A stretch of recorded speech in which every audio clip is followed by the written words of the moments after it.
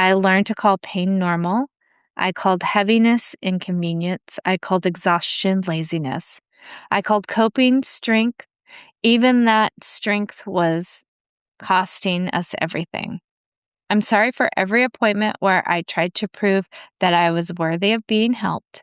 For every time I listed the diets, the exercise, and all the things I had already tried before I allowed myself to describe what hurt. You were not difficult, you were not uncooperative, and you were not failing to explain yourself. You were speaking through tenderness, swelling, bruising, fatigue, and the shape of your tissue. The medical system simply did not always understand your language.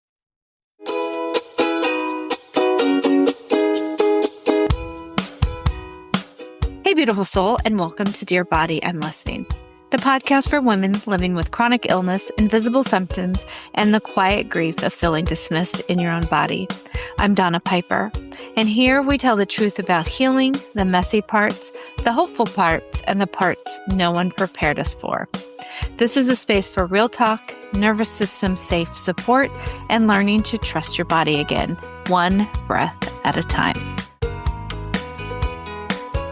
Hey, beautiful soul, and welcome back to Dear Body, I'm Listening. I'm Donna Piper, and today we're continuing the Dear Body book club with Chapter 2 of the Lipedema Principles and Practice of Diagnosis and Treatment, edited by Stanley G. Rockson, MD, Leslyn Keith, OTD, and Catherine Seo, PhD.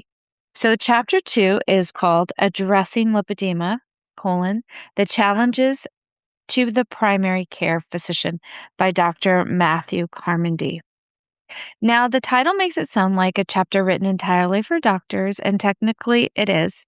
This book is pretty much for providers to help healthcare providers understand lipedema. But I think it's also for patients as well, because we need to understand what the doctors and everyone is saying about the disease and how they're communicating it to each other, because we need to know also that language so we're on the same page about what they say, how the research develops. So I really love that Dr. Rockson, Leslyn, Catherine took the time to engage all these authors around the world. And if you haven't heard about the book or seen the book, it is out wherever you get books, I believe. I know I got mine on Amazon. Mine was a pre-order. I pre-ordered it last year, and I finally got it in May. So we're going chapter by chapter of this book. There's a lot of dense information, and I'm not going to read it to you. I may quote some parts, but all of the credit goes to the authors, and I am just giving you my take after reading it and understanding it and how it pertains to my awareness of my own lipedema and collectively how it matters to the community. This chapter doesn't only explain what primary care physicians need to know about lipedema, it shows us what thoughtful, respectful, collaborative medical care can actually look like. And when you have spent years being dismissed, misdiagnosed, or reduced to a number on a scale, knowing what good care should look like can be incredibly validating. As always, this is not medical advice. This is just information that's been issued in a book by doctors that are smarter than me and then translated by me to help you out. If you are not into reading and if you're into more podcasting, then this book club series is just for you. And the complete chapter reference and research will be cited by the author and included in the show notes. Okay, so now let's open the book, friend.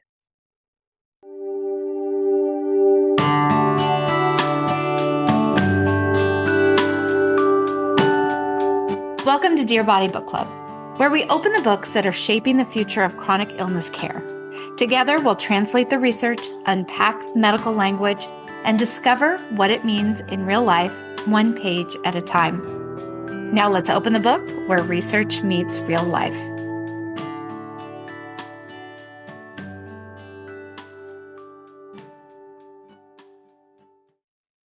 So this chapter begins by taking us back to the original 1940s description of lipedema by Doctors Allen and Hines at the Mayo Clinic. Even then, they described women with symmetrical enlargement of the legs, aching and distress, and a family history of similar body patterns and fat tissue concentrated in the legs and buttocks. They also wrote about the emotional impact. Women were sensitive about their appearance of their limbs.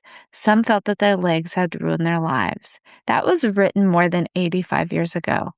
The disease was being described. The pain was being described. The family patterns were being described. The distress was being described. And yet, decades later, women are still walking into doctors' offices and being told that the symptoms are simply obesity. Dr. Carmody then shares a story of one of his own patients. She had already had a long-standing central obesity that she had managed through exercise and different dietary approaches. She had developed painful enlargement in her upper legs and arms without the typical pitting, swelling, redness, and signs of vascular compromise. She was also recently menopausal. She described the changing tissue in her arms as loose and hanging. She went through multiple consultation in major Boston medical systems. Most of the physicians believed she had some form of obesity or lymphedema. Eventually, through her own careful research, she went to Fulda Clinic in Germany and received a diagnosis of lipedema. And once Dr. Carmody understood what she had, he began recognizing it in other patients.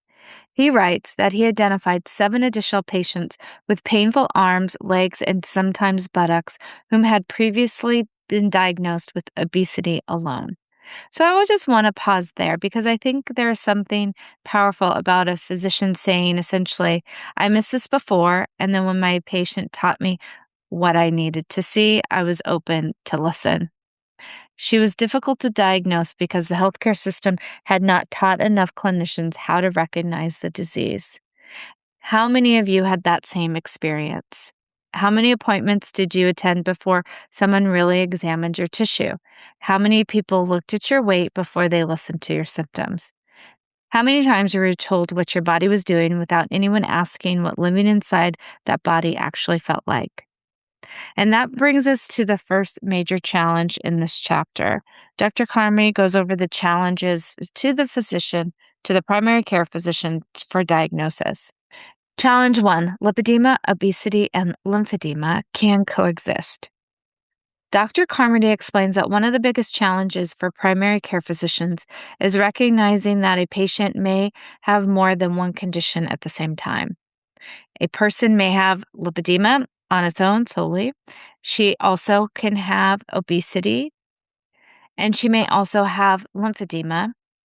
And those conditions need to be identified separately because they do not at all have the same cause or require the same treatment. They're not caused by one another. They can coexist with each other. The chapter states that obesity may occur alongside lipedema in as many as 8% of cases, but it also makes an important distinction. Lipedema does not cause obesity or lymphedema.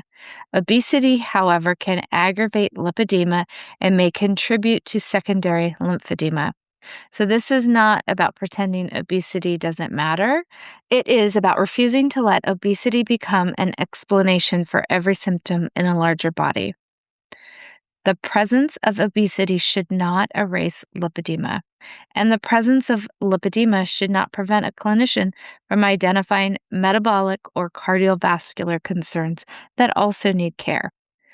The author recommends looking beyond BMI. He discusses waist-to-height ratio as a way to evaluate central obesity and metabolic risk. A weight-to-height ratio greater than 0.5 may indicate central obesity. Someone with lipedema alone may have significant fat distribution below the waist while maintaining a relatively typical waist-to-height ratio. So I think this is important to note again, too, that by doing a waist to height measurement other than just BMI, if it is under a certain percentage, I think this is 0.5, then we're looking at more lipedema. If it's higher, then it might be obesity or it could be both. So that's very important than just someone just assessing your body and looking at like, hey, you're just fat. So You're probably just obese. We're really looking about where the fat lies in the body and all the other symptoms that go along with lipedema. Someone with both lipedema and obesity may have the same characteristic lipedema pattern, along with increased fat tissue around the waist and the trunk. In plain English, the body is giving you more information than the BMI chart. Distribution matters, hands and feet matter, ankle cuffs matter, symmetry matters, pain matters, easy bruising matters, hormonal onset matters, family history matters, and sometimes the diagnosis is not one thing or the other. Sometimes it's both. So I know my body has, but let me ask you, have you ever felt like your body has been reduced just to one label? Have you ever been told it's just your weight, even though the symptoms don't fully fit? This chapter asks physicians to stop choosing the easiest explanation and start looking for the most accurate one. The second challenge, Dr. Carmody states, is understanding the patient's lived experience. So this might be my favorite chapter or favorite section of the entire chapter. Dr. Carmody discusses research showing that almost 93% of participants reporting moderate to severe fatigue and leg heaviness. Just under 73% reported a moderate to severe pain in the affected fat tissue. Greater symptom severity was connected to a lower quality of life. But then he has something that chronic illness patients understand in our bones. People with lipedema often develop remarkable resilience and coping strategies. And that sounds positive, and it can be, but coping can also hide the true severity of the disease. When you have lived with pain for years, you adapt. You stop mentioning it, you build your life around it, you avoid certain clothing, you stop standing for long periods, you quietly, underscore quietly, sit down while everyone else keeps walking. You plan your day around how heavy your legs might feel by 5 o'clock. You may not even call it pain anymore. You may simply just call it my normal. And I think that's very important because all of these things are just adapted. It bothers you, but maybe you're like, oh, not enough. Now you're just living in my normal. So Dr. Carmody explains that patients may underreport their discomfort because they have learned how to tolerate or minimize it. Some people don't even recognize their experience as pain or connect to a specific medical condition. So let me ask you something. What symptom have you stopped mentioning because you assume nothing could be done about it? I know most all of my symptoms I did. I've had migraines since I was 7, so I just kind of stopped mentioning things. Probably, I'm 55 now, probably in my 20s. They came out with a drug to help it, Emitrex, a shot in your leg. The only side effect was if you had cardiac arrest. I didn't, so then I had that. I just really kind of stopped. There's been so much more research in that too, and it's linked to all my other conditions, but I digress. Let's get back to the book. And what have you rearranged your entire life around without even realize how much it cost you? So do you know what you call normal now? That like if it just popped up overnight, you might think, oh my God, I need to go to the doctor right now. This is awful. And one of these questions Dr. Carmody recommends is beautifully simple. Tell me the story of a day in your life. Not rate your pain and hurry because I have another patient waiting. Tell me the story. What happens when you wake up? How do your legs feel in the morning? What happens after you stand? When does the heaviness begin? What activities have you stopped doing? How do you adapt? What do you avoid? What do you need help with? A checklist can identify symptoms, but a story reveals a life. And this chapter reminds physicians that the only person fully experiences living with lipedema is the patient. That lived experience is not an inconvenience standing in the way of medical expertise. It is a form of expertise. Then challenge 3 is called explaining what may be happening inside the tissue. The third challenge is helping both patients and their healthcare providers understand the pathophysiology of lipedema. Pathophysiology is simply a medical word for what is going on in the body and how that creates symptoms. Dr. Carmody offers a practical explanation. He describes lipedema as a disease of fat cells in the tissue underneath the skin. The fat cells increase in size and may eventually increase in number, but the blood vessels supplying those cells do not appear to grow quickly enough to provide adequate oxygen and nutrients to the expanding tissue. Imagine a neighborhood growing rapidly and no one adds enough roads, water lines, or waste removal. There is more houses, but the infrastructure does not keep up. In this explanation, the expanding fat tissue does not receive enough oxygen and nutrients. The tissue becomes distressed and begins signaling through inflammation and pain. At the same time, the lymphatic vessels, which help to remove fluid, proteins, cellular waste, and inflammatory material, may not be able to keep up with increased demand. Fluid and waste begin backing up. The tissue becomes more congested. That congestion may contribute to tightness, heaviness, inflammation, and pain. This does not mean every detail of lipedema biology has been completely settled. The book includes many later chapters that explore the science more deeply. But this is a framework that Dr. Carmody gives physicians so they can explain the disease to patients without simply saying, "You have abnormal fat." Because that phrase alone does not help someone understand why their tissue hurts. It does not explain why a light touch may be painful. It does not explain the heaviness. It does not explain why the tissue can feel congested or tight. It does not explain why compression, gentle movement, or lymphatic support may provide relief. And when patients understand what may be happening inside their bodies, they can make informed decisions from knowledge instead of shame. There is a big difference between thinking, hey, my body is failing, and understanding my tissue may not be receiving or clearing what it needs efficiently. One is a moral judgment, the other is biology. Challenge 4, changing the doctor-patient relationship. On page 24, Dr. Carmody writes one of the most important lines in the chapter. After a decade of practice, I realized that there was an expert in the room and it wasn't me, unquote. He's talking about the patient. That does not mean the physician has no expertise. It means there are two kinds of expertise in the room. The physician brings medical training, diagnostic knowledge, and treatment experience. The patient brings years and sometimes decades of living in a body being discussed. The most effective care happens when these two forms of knowledge meet. Dr. Carmody describes moving away from a traditional model in which the clinician tells the patient what to do and toward a collaborative relationship built on trust and respect. He encourages physicians to ask patients what they have already tried, what helped, what made things worse, what barriers are present, what does the patient think is happening in her body, what does she want to accomplish. And this is not the physician surrendering medical judgment. It is the physician becoming curious enough to use all the information available. The chapter also describes how respectful initial examination can work.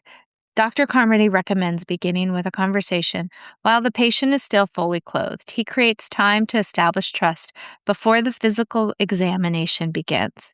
He suggests discussing medical and social history, current symptoms, other diagnoses, and the results of previous interventions. During the examination, the physician should explain what is being assessed and ask what would make the experience more comfortable. Afterward, the physician and patient review the findings together. And that may sound basic, but how many of us have experienced physical exams where no one explained what they were doing? How many have you been touched in painful areas without warning? How many have stood half-dressed under fluorescent lights while someone silently evaluated your body that you already felt ashamed of?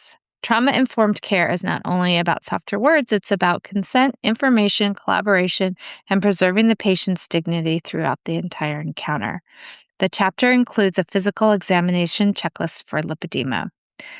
The physician looks at the body distribution and whether there is co-occurring obesity or lymphedema.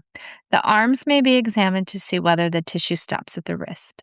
The lower body is assessed for disproportion, ankle cuffing, swelling, symmetry, asymmetry, or foot involvement.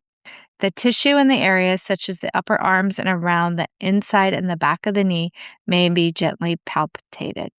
In earlier stages, the tissue may feel soft with small nodules resembling lentils or chickpeas beneath the skin. In stage 2, larger nodules may be felt with thicker, more fibrous tissue, and palpation may cause pain. For stage 3, it can involve more visible nodular changes and irregular skin surface. But the point is not for patients to diagnose themselves by squeezing every lump they can find. The point is that a proper lipedema examination requires more than weighing someone and telling her to eat less. Collaborative treatment goals.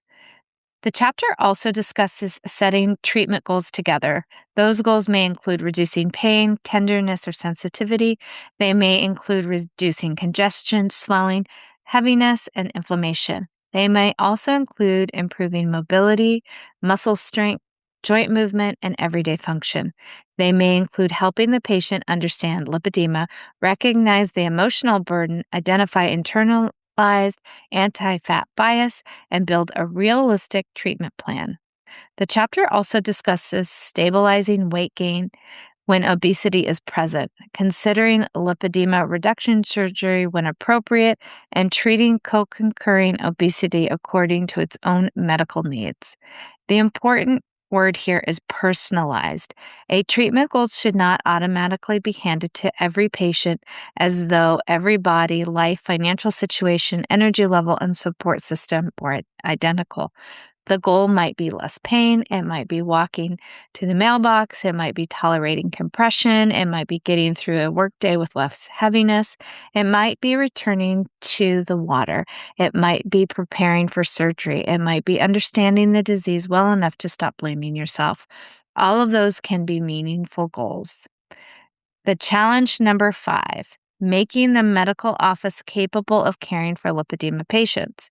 So the 5th challenge expands beyond the physician. Dr. Carmody explains that caring for patients with lipedema requires the whole medical office to have at least a foundational understanding of the disease. The person answering the phone matters. The person checking in the patient matters. The clinical assistant taking vitals matters. The staff member processing compression requests or referrals matters, because care can fall apart even when the physician means well. A referral is placed, but if no one follows up, a compression order disappears. A patient can call 3 times and receives 3 different answers. A staff member makes a comment about weight. A patient has no idea who to contact when the plan stalls. Dr. Carmody recommends clearly defined rules and ideally a dedicated point person who can monitor referrals, address delays, answer questions, and make sure the patient understands next steps. That may not sound medically exciting, but anyone with a complex chronic illness knows that coordination is your life, right? It can be the difference between receiving care or quietly giving up. The chapter repeatedly positions the patient as the central member of the care team, not a package being passed off from office to office. So we get to challenge number 6, psychological effects and weight bias. This section deserves real attention. The chapter discusses higher rates of depression, anxiety, and eating disorders among people with lipedema compared to the general population. It also discusses body image distress, lower quality of life, and the effects of repeated stigma related to weight and body shape. And I want to be very clear here. Mental health effects do not mean lipedema is psychological. It means that living with pain, chronic pain, changing body proportions, reduced mobility, limited treatment access, medical dismissal, and constant public judgment affects your mental health, period. And of course it can, not just can affect your mental health, it does. And that's not a weakness. There's nothing wrong with you because that's how you're processing this. This is just the reality of this disease, and this is context. The chapter also discusses internalized weight bias. After hearing the same messages over and over, patients may begin applying those judgments to themselves. Lazy, undisciplined, non-compliant, not trying hard enough. Eventually, the outside criticism moves inside. An internalized weight bias may contribute to worse mental health, reduced confidence, avoidance of healthcare, and even further weight gain. Dr. Carmody states plainly that weight stigma is scientifically unfounded and professionally irresponsible. And that line deserves to be in bold neon lights. Weight stigma is not treatment. Shame is not metabolic intervention. Humiliation does not improve lymphatic function.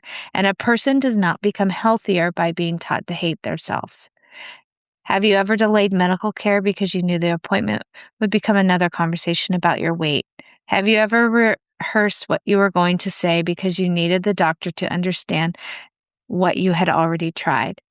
Have you ever left an appointment feeling like you had committed a crime by arriving in your own body? I know I have. This chapter calls on physicians to acknowledge lipedema as a real medical disease and to recognize the unique psychological burden it creates by living with it. It also recommends screening for depression and providing appropriate referrals, support groups, and community resources when needed. But the patient should be allowed to help define the language and support what feels right for her. Again, collaboration, not another expert arriving to explain the patient to herself. Challenge 7, coordinated multidisciplinary care. The final challenge is the primary care physician role in coordinating care. Lipedema is complex. One physician is unlikely to provide every single service that they may need, but the primary care physician is often in the best position to help connect the pieces. Depending on the patient, the team may include a certified lymphedema therapist, a compression specialist or durable medical equipment provider, a physical therapist, an exercise professional, a dietitian, an obesity medicine specialist, a mental health provider, a vascular specialist, or a surgeon experienced in lipedema. The chapter's treatment tables include several possible interventions: compression garments for support of pain, intermittent pneumatic compression devices, manual lymphatic drainage, complete decongestive therapy, water exercise, gently daily movement, nutrition support, psychological care, and surgery for selected patients when pain, mobility problems, or other clinical factors warrant consideration. It also notes that there are no medications right now currently recommended specifically for treating lipedema itself, although medications may be used for related symptoms or co-occurring conditions. One thing I appreciated is that the chapter encourages patients to begin with one sustainable strategy at a time, not 12 new rules by Monday morning, not changing everything, just one strategy, then build. That feels much more realistic for people living with chronic illness. The chapter offers general movement guidance, including beginning with manageable activity, such as slow walking and building as tolerated. And I want to add my own note here. For anyone also living with ME/chronic fatigue syndrome, post-exertional malaise, POT, significant hypermobility, or any hypermobility really, or another energy-limiting condition, movement recommendations have to be individualized. As tolerated matters. More is not automatically better. Your movement plan should support your actual nervous system and energy capacity, but not the imaginary body someone thinks you should have. Back to the chapter. The chapter also recommends sustainable eating patterns rather than short-term diets. It discusses lower carb and ketogenic approaches, reducing high processed foods, have regular sleep, and consistent movement as general strategies. But again, this is tailored to the person. The point is not to create another impossible wellness checklist. The point is to build care and a plan that the patient can actually live with. So what chapter 2 is really saying, as I reach the conclusion, I realize this chapter is not asking primary care doctors to become world-renowned lipedema experts overnight. It is asking them to do something more basic and maybe more radical. Recognize that lipedema is real, learn how it differs from obesity and lymphedema, and ask better questions. Perform a thoughtful examination, listen to the patient, address bias, coordinate the right care, and be willing to say, quote, "You may know something about your body that I don't know yet," unquote. Dr. Carmody concludes that perhaps the most valuable co-expert in his learning was the patient. When he approached the patient as a true partner, both his understanding and his ability to care for people with lipedema improved. And that is kind of the medicine that I want. That's why I do this podcast, to try to help spread awareness so we could talk to providers, so we can have a more collaborative approach to medical care.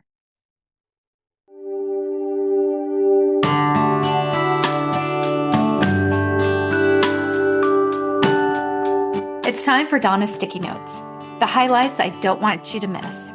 If you only remembered a few ideas from today's episode, these would be the ones I'd leave on a sticky note.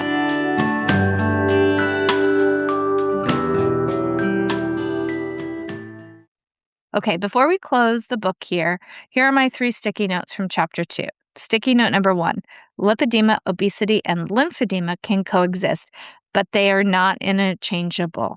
A person may have 1, 2, or all 3. A thorough clinician identifies each condition so the patient receives treatment for what it actually is present. So each diagnosis gets a treatment instead of having every symptom just be blamed on weight. Sticky note number 2, coping can hide the severity of chronic illness. People with lipedema may minimize or underreport pain because they have lived with it for so long. So tell me the story of a day in your life may reveal more than a number on a pain scale or a list of symptoms that you check off. Sticky note number 3, the patient is not the least informed person in the room. The clinician knows medicine. The patient knows the lived reality of the disease. The best care happens when both kinds of knowledge are treated with respect.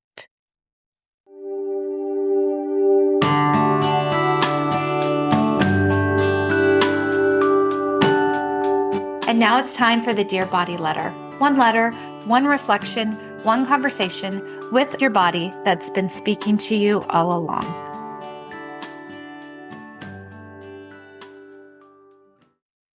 Dear Body, I am sorry for all the years I became fluent in minimizing you.